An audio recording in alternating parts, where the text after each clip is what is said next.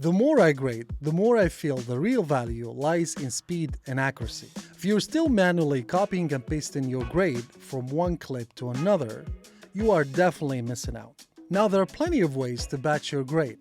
Things like groups, color labels, and flags are pretty obvious ways to keep things organized. But the real game changer that most colorists miss isn't about organization. It's about how DaVinci Resolve talks to your media. That's where local and remote grading comes in. Today we're breaking down how these two modes actually work. For those new to the channel, my name is Ali. I'm a DaVinci Resolve trainer. On this channel, I share tutorials on DaVinci Resolve, color grading, footage restoration, using the best tools and techniques. Before we dive in, let's understand some of the basics. This is a table that lays a comparison between the local grading and the remote grading. In a nutshell, the local grading is the default mode that is built in within DaVinci Resolve. It does all the things you're used to. It's linked to the timeline clip. The grade stays on that one specific cut. It doesn't have any specific indicator. It is safe and it won't break other parts of your grade. It is automatic.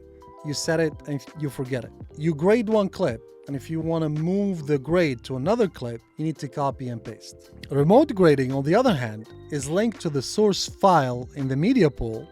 The grade ripples to every instance of the file, and the grade carries across all timelines in the project. Meaning that even if the clip is used in a different timeline, once it's enabled, it will take the same grade even across timelines. You can recognize the remote graded clip by the symbol under the clip thumbnail. It can be a fast, but if you change one, you change them all instantly across all timelines. The remote grading is not automatic, you have to enable it. And the way to do it is you right click and you use the remote grade. This is all theory.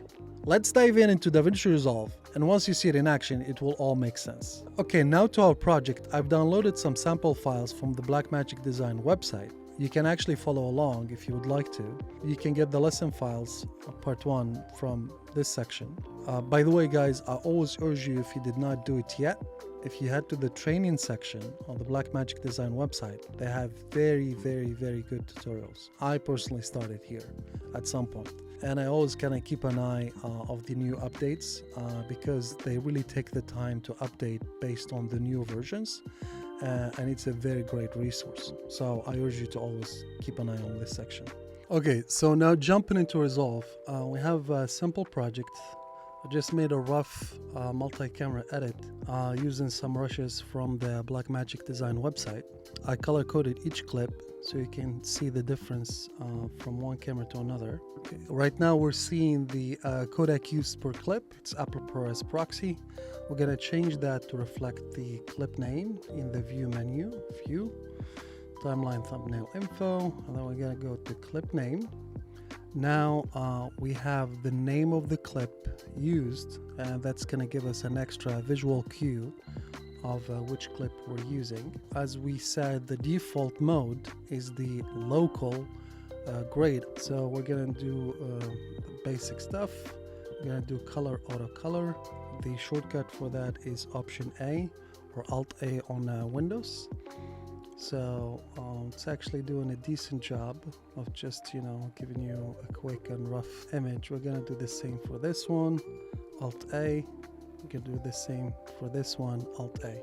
As you also notice, each time we color clip, this the number of the clip changes to have an RGB bounding box. We're going to do the same for this one, Alt A. So let's say this is the same clip, IDKN4, and if I jump to the next instance of that clip, it's not colored.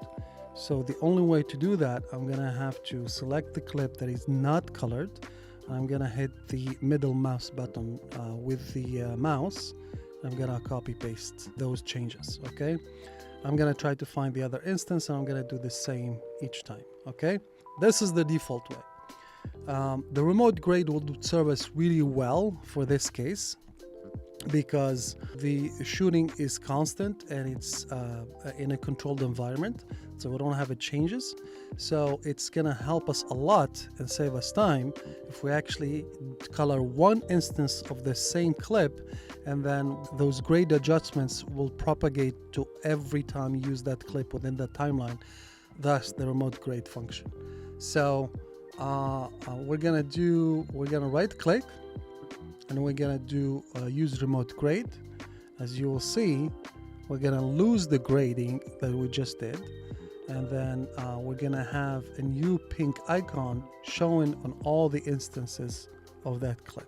So every time we have ID key and 4, we're gonna have this pink icon. If we choose the 3, you're gonna see it here and here. If you use the 2, we're gonna see it here and here and here. So it's gonna be all the same. So the beauty of this is that we're gonna do the same thing, Alt A, and I'm gonna do something horrible. I'm gonna make it, gonna give it a shade so you can see it in the thumbnail and the clip view. I'm gonna keep doing that. Alt A.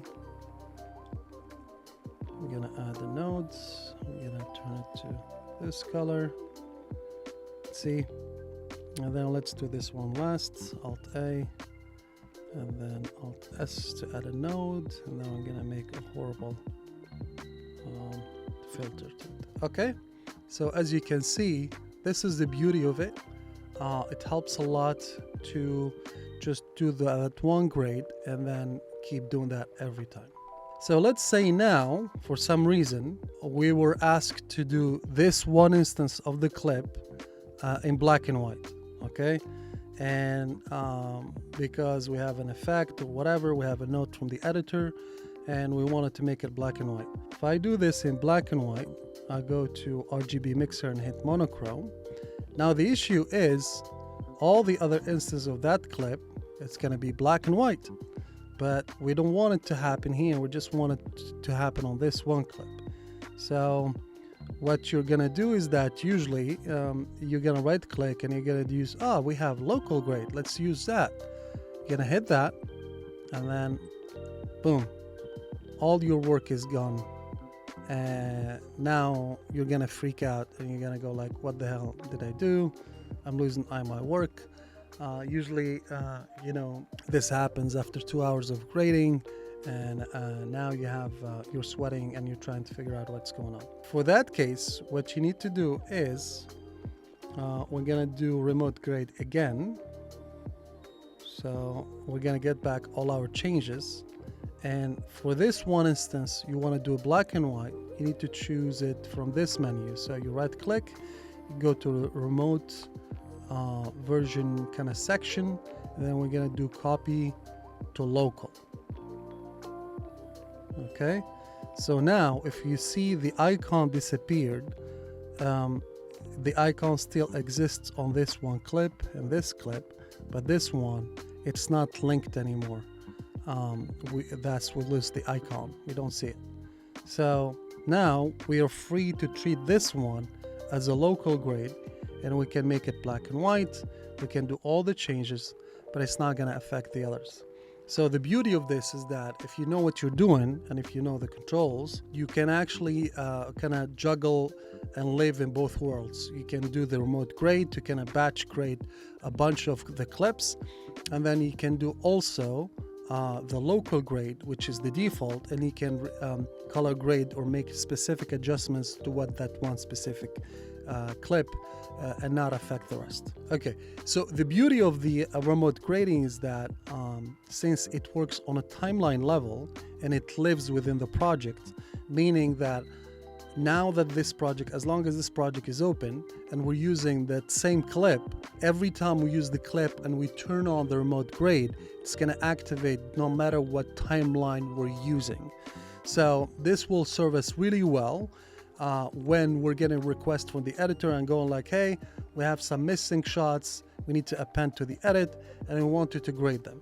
Instead of me just doing, the old way of like, having this, take a still, copy paste and do all of that stuff, what I can do is that this is my new timeline with the missing shots, and then I can go to the color page, and I can just turn on the remote grade,